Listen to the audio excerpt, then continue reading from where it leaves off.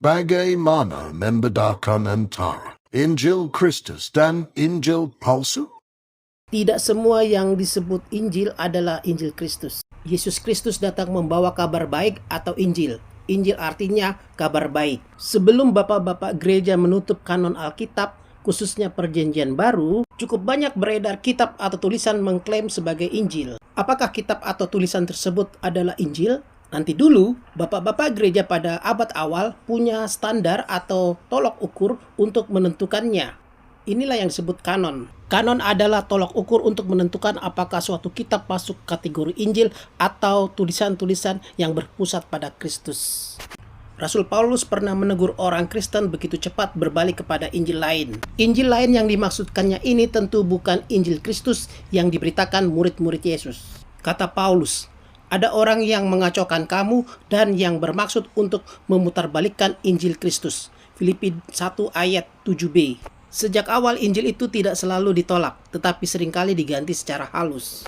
Injil seperti ini tidak terlihat jahat, tetapi justru terlihat rohani, seakan-akan benar dan baik. Injil lain juga tidak menolak Yesus, tetapi menggeser pusatnya dari Yesus kepada manusia.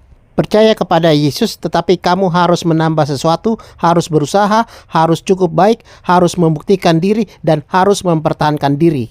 Ini bukan Injil Kristus. Alih-alih itu adalah usaha manusia dengan kemasan rohani. Seringkali terdengar seperti kebenaran, namun mengikat manusia kembali kepada usaha. Injil yang benar bukan tentang apa yang manusia lakukan, tetapi tentang apa yang Yesus telah selesaikan.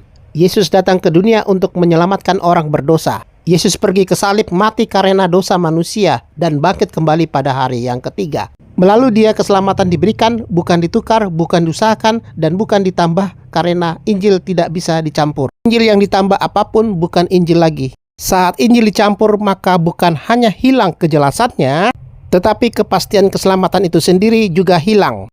Percayalah, hanya ada 4 Injil yang benar, yaitu Injil Matius, Injil Markus, Injil Lukas, dan Injil Yohanes. Keempat Injil tersebut adalah Injil Kristus, di luar itu adalah Injil palsu.